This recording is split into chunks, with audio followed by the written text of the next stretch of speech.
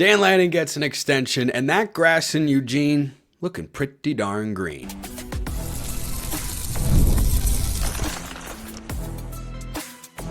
You are Locked On Ducks, your daily podcast on the Oregon Ducks, part of the Locked On Podcast Network, your team every day.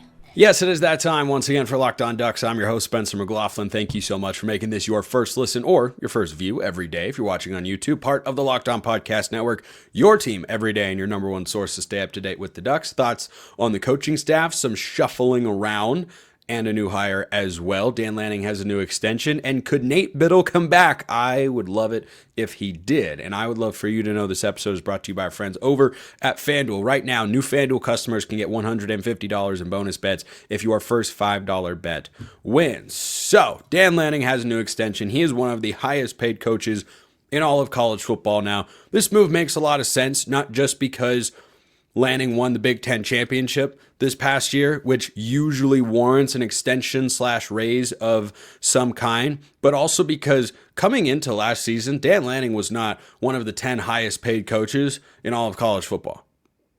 Crazy to think about, right? Not as if Oregon wasn't compensating him. This is the second time now, second or third, that he's gotten a raise since arriving at Oregon because the Ducks have made it clear they'd like to keep him around, and I very much like that decision, and I think a lot of fans enjoy that as well. Talk about, what the future could hold if he were to one day leave Oregon in a moment. But the contract runs through the 2030 season, so he's locked up for the next 6 seasons, and his salary bumps up to $11 million a year. Going into 2024, it was going to progress year by year, but it was $8.2 million, which was outside the top 10 and just behind James Franklin. So $11 million a year puts Dan Lanning now into the upper echelon of coaching salaries in this wonderful, beautiful, messed up, but still great sport of college football. Just in front of him, Dabo Swinney over at Clemson, $11.1 million. He's won 2 national championships.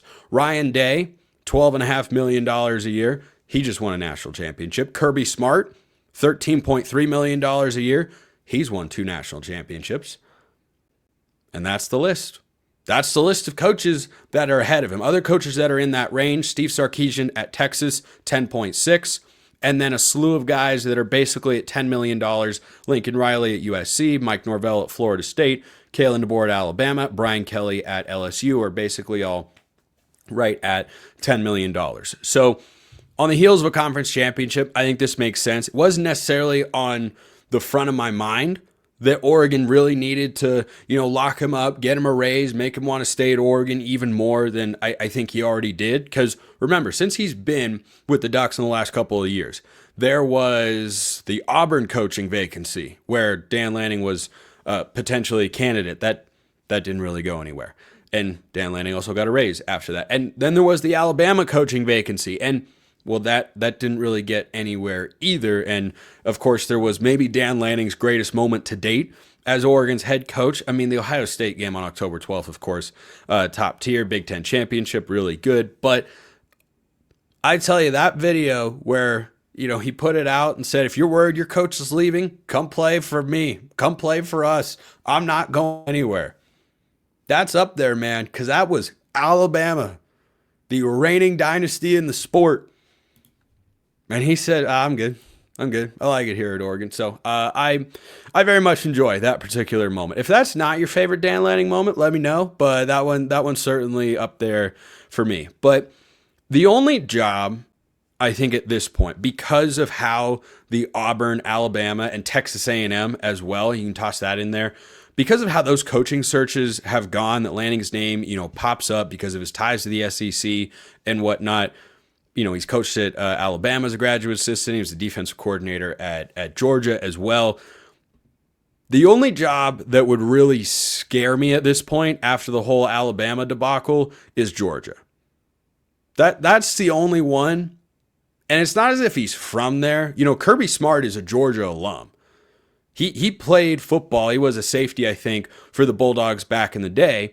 And he was also a great defensive coordinator at Alabama. And so when the opportunity came to go coach his alma mater, of course, he's going to go ahead and do that. But if Kirby Smart had been coaching somewhere else, like let's say Florida, and then the Georgia job came open, I think he would make that lateral move. But for Dan Lanning, there is no alum. He's an alum of William Jewell, a Division II school. He's from the state of Missouri. He's never expressed, any sort of intense appreciation or fondness for the University of Missouri. I think he's a Chiefs fan. So maybe watch if Andy Reid retires in the NFL, but would they come get Dan Lanning? I don't know. That would be a pretty stark contrast in coaching there, and I don't know when Andy Reid would be done anyway. And the other good news about this deal is it pays Dan Lanning to what he is expected to achieve at Oregon, which is, hey, be one of the 5 best programs in all of college football. I think he's well on his way to establishing himself as that guy if he hasn't done it already. Because as disappointing as the Rose Bowl was, this is a guy who just went undefeated in the regular season. That's only happened one other time in the history of Oregon football. Won a Big Ten championship their first year in the conference and beat the national champions. That's in his 3rd year. He has gotten better each and every year. I'll talk about that concept more in the second segment on today's show. But, him being in the double figures in salary range per year is in line with what I think he should expect to be paid. I'm sure what his agent expects he should be paid, but also, kind of sets the standard the other way for Oregon fans to have a high expectation of, hey, 12, 14, 16 team playoff, whatever it is, you should be in that every year. The resources are there. You're compensated accordingly. You should be able to get in the playoff basically every year. No one's ever going to have a 100% hit rate. If between now and 2030, you got 6 seasons between now and then, because I'm including the 2030 season. If Dan Lanning makes the playoff 5 times, hard to say that isn't a worthwhile investment for the Oregon Athletic Department, because that'd be a lot of winning and doing so at a high level as well. So Georgia is the only job that I think I'll ever be keeping my eye on. And it's been nice ever since, the Alabama job came open, and I came on this very channel and said, Dan Lanning is going to be a target for that Alabama job. And you know what? He was, and decided, nope, I'm good. Let's let my kids grow up here. Let's establish something. I got everything I need. I like Oregon. Boom. He stays there. Once he turned down Alabama, the only job that ever popped into my mind as to, what he'd leave for is Georgia. And two things on that front to put your mind even further at ease, which I imagine it already was after, all 3 of those coaching searches and the raise that Lanning's gotten here. Kirby Smart is not on the cusp of retirement, and he's really, really good. Just won the SEC in what felt like a down year for the Bulldogs. So I don't think that job is coming available anytime soon. So this gives Lanning the security that he was probably looking for financially, and to know that, Oregon is as committed to him as he is to Oregon. And with the way he recruits, the way he coaches, talks about the team, everything along those lines, I think this commitment is warranted. I think the reason I wasn't thinking about it, and it kind of caught me by surprise, is because the season ended in disappointment. But then I had to remind myself of what I remind a lot of you of. Oregon just had an awesome year with a crappy ending, but an awesome year. Winning the Big Ten, pretty big deal. You look away they recruit, doing a great job. This position coach leaves. Oh, look, he's making a good hire once again. This coordinator left. Oh, here comes Will Stein. He looks pretty good. So I think that Lanning has done everything to earn this raise from the Oregon side of things. If he were to win the Big Ten again this year, maybe he'd get another one, but I imagine he wouldn't get a raise again unless he wins a national championship. Ryan Day was pretty well compensated in the, I think, $9-10 million range or so. Won a national championship, got bumped up to 12.5. That sort of thing happened. So I think that's about all he can do to get another significant raise from Oregon. But Lanning's locked up through 2030. Let me know your thoughts in the comments below, or hit me up on Twitter at @McLaughlin CFB or at Locked On Ducks. DMs and mentions wide open. You get in the mailbag that way too. So speaking of Dan Lanning and the defense, should Oregon fans expect the defense to be even better? Not next year necessarily, or maybe next year, or the year after, or the year after, in the big games. Interesting discussion.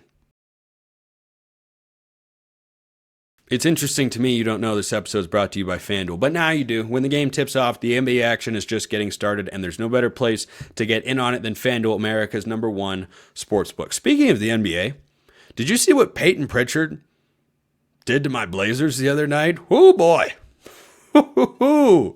He hit 10 triples. That was not all of the scoring that he did. If you wanted to be in on the action there or any other NBA game, yep, FanDuel's a place to do it. You can place live bets throughout the game. So even if you miss the opening tip-off or want to bet on a fourth quarter comeback, you can stay in the action. And if you're looking for a bigger payout, you can even combine your bets into a same-game parlay. So if you had been looking at a prop, say, on Peyton Pritchard made threes and went over, I bet you it would have hit the other night. Plus, Oregon's got all sorts of bets available for college football for 2025. Right now, new FanDuel customers can get $150 in bonus bets if your first $5 bet wins. Just visit FanDuel.com to join today. That's FanDuel.com for your shot at $150 in bonus bets. Make every moment more with FanDuel, the official sports betting partner of the NBA.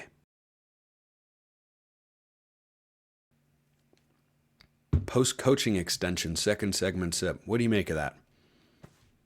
Good vibes. That's what I say. So, if you want to get in the mailbag, YouTube comments, Twitter, or you can become a Locked On Ducks insider, get priority access and a bunch of other perks as well. Link in the description below. You can get a free 14-day trial. Bender for President asks, do you think the next step in Oregon's defensive evolution under Dan Lanning is for Oregon's defense to make a bigger difference in big games next season? The defense did win games like the Wisconsin game for us last year. I'm glad you pointed that out, or I would have. And I'll concede higher caliber teams will always put up points. But will there be a year-over-year difference where we see those games end up lower scoring overall, or at least on our opponent's side? So, yes, is the short answer here. Now, you have to have all the pieces in place, and comparing year-over-year stats can be challenging when you're undergoing as much turnover as this Oregon team is, especially on the defensive side of the ball. 2 linebackers, your number 1, number 4 guys on the depth chart in Jeff Bossa and Justin Jacobs, 3 defensive linemen, all of whom are going to get drafted, Jamari Caldwell, Derek Harmon, and Jordan Birch, and your top 6 defensive backs. Now, in a couple of different spots, Oregon might actually be better in the defensive backfield in 2025. I think Dylan Thieneman, the Purdue transfer, can be an upgrade at safety over what Oregon was putting on the field this past year. I think his high-end production level is greater than what they had. So that's one spot in particular where, yeah, I could see Oregon being better right there. And I like what they have in the linebacker room. Top 2 guys are a 4th year in Devin Jackson, who's going into his first year really as a full-time starter. Bryce Betcher, who just led the team in tackles and was PFF's highest graded Oregon linebacker, and I think overall player on either side of the ball, except for maybe Dylan Gabriel at quarterback. I like that start. Young guys are going to have to be a part of the fold to be sure. I like the defensive line. Bring in Bear Alexander from USC. Amari Washington's going to be a starter. Mateo Uyunglele is a future first-round pick. Tatum Tuioti, Blake Purchase in the fold. Bunch of young guys getting the action there. Even though I feel really good about that defense, and I'd say it's no worse than, maybe 4th in the Big Ten, 3rd, 4th. I mean, Ohio State will be really good. They're undergoing a bunch of turnover, though, just like Oregon is. Michigan will be really good, but they're losing a bunch of guys as well. I mean, keep going down the list. It's hard to put Oregon outside the top 3 or 4. Penn State will have a really good defense next year. But I think that for Oregon to compare year over year kind of depends. Like there's a certain floor, as I talked about with Lanning earlier, there's a certain floor of production that I expect Oregon to be able to put on the field every single year. But the ceiling, I think, will still fluctuate. So, yes, Oregon should still be a double-digit win team in 2025 with this defense. But if they were to go to Penn State, for instance, and, football can be a weird, random game. Like last year's defense, by my count, more talent than what they're going to have on the field for this year's defense on the whole, right? Discuss the safety, but on the whole, 3 drafted NFL defensive linemen, that's a lot to replace. That's just a lot. So they might have a better individual day against Penn State over in Happy Valley. Why? Because the coaching staff might be better. They were not good enough in the Big Ten championship game defensively against Penn State, and they were not good enough in the Rose Bowl game against Ohio State. But going against a Penn State team that's very similar or maybe even better than they were a year ago, Oregon might give up fewer than 37 points because each game can be different. But to your point about being better in the big games, yes. When I see a team that has the same sort of expectations as I had for Oregon in 2024, yeah, I suspect in the years to come, Oregon's defense to be better in big games. And I'm optimistic that this staff is going to be able to accomplish that because I've watched them get better year over year. First season I covered here on the pod featured a bunch of questionable fourth down decisions. And frankly, there was another one or two in the 2023 season. Which ones did you question last year? Well, you didn't have as many close games because, yeah, your schedule is maybe slightly more favorable, but also Oregon's gotten better. So they're not in those sorts of spots where they feel like they have to go for it on fourth down. But that's kind of what the 2022 season was all about. So you're not just getting wiser as a coaching staff and understanding your personnel and game management, all those things better as years go on, but your team's getting better, so your margins aren't quite as thin. And last year, Oregon didn't have a thin margin. You know, the Ohio State game was close. The Wisconsin game was close. That was kind of it. After the first two games, of course, Idaho, who even knows what the heck that was, but the Boise State game was close. And I know the Penn State game was close at the end, but remember, Oregon was up 28-10 in that one. Penn State never led. I felt like Oregon had a solid grasp on that Big Ten championship game and was just definitely the better team than Penn State on that particular day. And if they had gotten off the field on 1/4 and down, or 1/4 and 10 late in the game, then that would have felt a whole heck of a lot different. So that's a thin margin between a game feeling closer or a game not feeling as close as it actually was. So I think that for Oregon in big games, yes, they can get better because the staff continues to get better. I mean, they were losing all the close games. Well, last year they won both of their close games, all three of their close games against solid teams, whether that was, Wisconsin on the road, playing their 8th straight game, Ohio State, the eventual national champs, Boise State, a playoff team. Do you think 2022, Dan Lanning, Tosh Lupoy and company win all three of those games? They might win one. I don't think they're winning all three, but they continue to get better. So yeah, Oregon gave up 37, 41, 31, and 34 points to the playoff teams they faced this year. As time goes on, if you play 4 playoff teams in a season, yeah, I expect Oregon to be able to hold them under 30 in any one of those games. But I don't expect them to go out and win a game 38-10 or anything like that against teams of that caliber. That's never a reasonable expectation. Progress, a step forward, yes. I can absolutely see where you're coming from there, and I think they will be better. But also remember, the defense has gotten better each of the last 2 years statistically. And this year, that unit was significantly improved from their first season in particular, but from 2023 as well. They were better in a couple of different areas. So yeah, I expect progress to continue along. And there are some coaching staff changes just to note here. So Drew Maringer, the tight ends coach, is now the co-offensive coordinator after Junior Adams left for the Dallas Cowboys. He was the wide receivers coach and co-OC.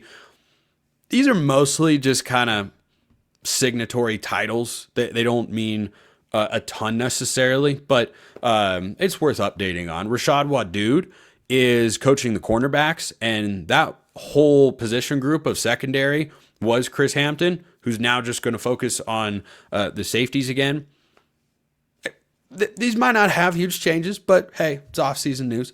Coach Cameron Aragi, is going to be coaching the edge players. Tosh Lupoy, of course, is the defensive coordinator. Tony Tuioti coaches the defensive line. Tosh Lupoy is also a big defensive line guy. Mostly it's a collaborative effort.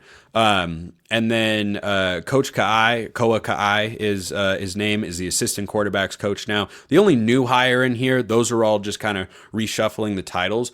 The only new hire is Cutter Leftwich. So he's replacing Mike Kavanaugh, who was the assistant O-line coach. He's now the full-time offensive line coach over at Oregon State, where he is coached previously. Cutter Leftwich comes over from North Texas, where he was the full-time offensive line coach. So kind of a Chris Hampton style promotion there, where he's taking a downgrade in title, but he's taking an upgrade in school. So will he be around for a long time? I don't know. We'll see. But right now, anybody associated with the offensive line staff, thumbs up. If you listened to or watched yesterday's show, they are trying to heat things up in a big way on the recruiting trail. So Plenty of coaching talk on today's show, and I'm about to flip the script on that front.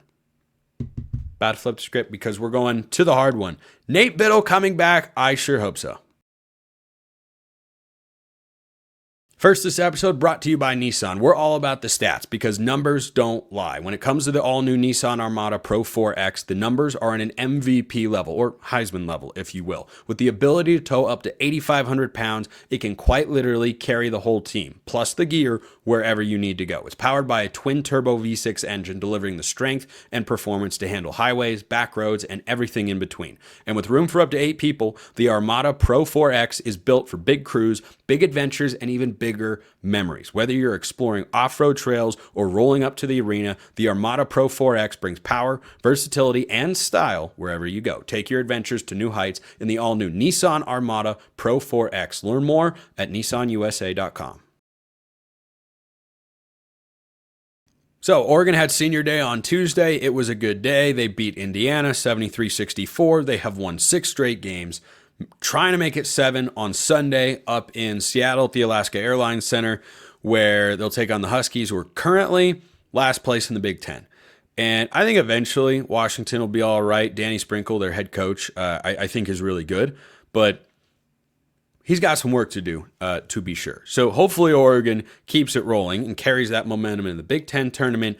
And then ideally, they win a game or two in there against good teams and pop up to being a 4 seed. Right now they're projected as a 5 by Joe Lunardi, and you'll see all sorts of bracketologists over there, or out there, I should say. Joe Lunardi is the most accurate. He's really, really good. So if he's got Oregon as a 5, that's probably where they are. They might need some help to get a 4 seed, but they can certainly help themselves if they win 2 or 3 more games in the lead up to the NCAA tournament. So what got announced on leading up to Tuesday's game, though, is that Nate Bittle has been granted an extra year of eligibility, which is good because he's battled injuries. And yeah, I wonder what this team would be like if N'Faly Dante, who got the call up to the Houston Rockets recently and made his NBA debut, if he'd gotten an extra year to come back, how the rotations would have worked. Supreme Cook probably wouldn't be on this team, be my guess, but we don't need to deal in hypothetical land, except for the fact that we don't know if Nate Bittle is going to return. So the other guy that could come back next year is Bam Tracy. He is a beneficiary of the Diego Pavia rule, which gives an extra year of eligibility to players who would have been out of it this year because of time spent at the junior college ranks. So he has all but officially said, is what I understand, that he's going to come back. He said that he wants to, and I think that's certainly the plan, is for him to return. And I think one sign of growth for Oregon's basketball team from last year to this year with the depth that I've talked about a lot is Bam Tracy specifically, who was a starter to begin the year and was a starter all of last season, but is now a bench guy and has an important role. He can hit a 3 off the bench. He scores a little bit inside. Like, he can provide some juice and is an important bench player. But last year, he was relied upon as a starter. And that's part of the growth that Dana Altman has, undergone in one off season with his roster. So I certainly would love to have Bam Tracy back, because not that I want him to go back into a starting role and be that caliber guy, but because he is someone who, coming off the bench, hits threes and scores a little bit. Yeah, I'm always down for those sorts of guys. He plays hard. I think he's worked on his defense a lot from last year to this year. But the other question, as I mentioned to begin the segment, is Nate Bittle. And so Bittle is having a great year. He's on an awards list, or an award watch list for, one of the best big men in the entire country. He is one of, or the leading shot blocker in the Big Ten. He's just been great. It has been the full-fledged Nate Bittle experience, but minus what has been the downfall for him in recent years, which is he hasn't been able to stay healthy, unfortunately. But this is what he looks like. He is incredibly skilled. He can score at 3 levels. He's got a face-up jumper, the hook shot. He can hit threes. Like, he has been everything that, we kind of thought he would be over the last couple of years, as he's just struggled to stay healthy. And, he had the illness as well. But he had a good game on Tuesday, again, against Indiana, and has had a lot of great games this year. The only question for him is, does he see himself as an NBA prospect? And I don't know. I know he's a 7-footer that can shoot the three. Those guys are usually able to find a role. Do I think Nate Bittle has maxed out his full potential? Probably not. I think, frankly, his three-point shot can get a little bit sharper if he wants to, maximize his NBA prospects. But, there have been Oregon players in the past who I felt have left early and their NBA careers didn't pan out as a result. Guys like Kenny Wooten or Jordan Bell never had developed offensive games. They didn't find roles in the league. Lou King, same sort of thing. He needed another year or two maybe, and those guys didn't fully pan out. This is Bittle's 4th year of college basketball, and the reason he got an extra one is because of the injury last year. He only played in 5 games, but this year from 3, he's shooting 32%. That's a good mark. Not great, but it is certainly good. And when he puts up an open 3, I feel pretty good about it. So his NBA prospects might come down to his size. He's not super wide as a big guy. He's 7 feet and, listed 215 pounds or so, roughly in that sort of range. Like he's not, and Foley Dante's big, built, thick. Bittle's thinner. And so maybe he wants another year to build himself out. Maybe he wants another year because college basketball is just really fun. And he likes staying home. But he's having a great season, 13 points, 7 rebounds per game, and has been a menace defensively for other teams, averaging over 2 blocks per game as well. And I would love to see him come back. I'll be asking this question about Jackson Shelstad whenever Oregon season comes to a close as well. Will he return for next year, or will he try to go to the NBA? We'll have to wait and see. But those two guys, it's not a Kuznard-Dante level tandem, but they certainly are becoming, the go-to scorers for Oregon. And that's to be expected. Shelstad's a 3-level scorer. Bittle's a 3-level scorer. TJ Bamba should be a 3-level scorer, has been his whole career, but unfortunately has become a 2-level scorer because he can't hit threes this year. So them's the breaks sometimes, unfortunately. But Bittle and Shelstad, certainly they're the leaders of this team. And if Bittle came back next year, you'd have a really strong core in the front court. And man, when he and KJ Evans are both out there, they're just tough to score on. They're long, athletic, and they're really good shot blockers. So closing with this question today from Prof. Semi-Am Bowler. Anyway. Hey Spence, I know you do touch on other sports, and with basketball about to go into the postseason, could you touch on what softball, baseball, and women's golf and the track and field are doing, especially baseball over the weekend, and their home run stats, women's golf setting program records, and the big jump in the softball team? So I'll highlight the ones that stood out the most. I did mention at the start of a show the other day, obviously this is not going to be a daily track and field podcast, unless you want it to become that, I suppose. I could learn. But Oregon swept the men's and women's indoor track and field championships this year.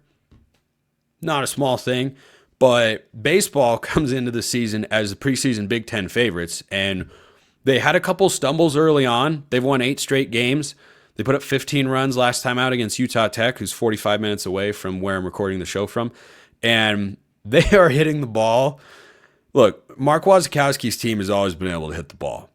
They are on a torrid pace to hit home runs right now. It is truly astonishing. They put up a program record 35 runs in a game against Columbia. 35 in a single game. I know it's Columbia, but I mean, man, it's still baseball. Pretty sure Maddox Maloney had 2 grand slams just in that game. They returned 8 of their 9 starting hitters from last year, and that's what it looks like. The offense is living up to the billing. The pitching is still working itself out, but has definitely, been better in the last couple of games. But like they lost to Rhode Island, 11 to 12. Shouldn't give up 12 runs to Rhode Island. Don't really care who you got pitching. But again, it's early in the year. They're figuring stuff out. They're ranked in the top 15 still, despite a couple of stumbles there. Losses aren't hugely punitive in college baseball, even when they're to smaller schools like that.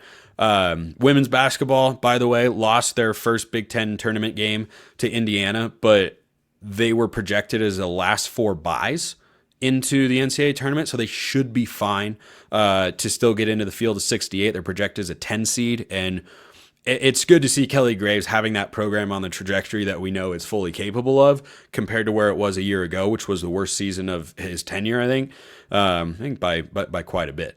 And the other sport that, frankly, the best sport Oregon might have right now, like I've been bullish on men's basketball for a while, and I'll see what the women's team is able to do in March if they could win a couple games.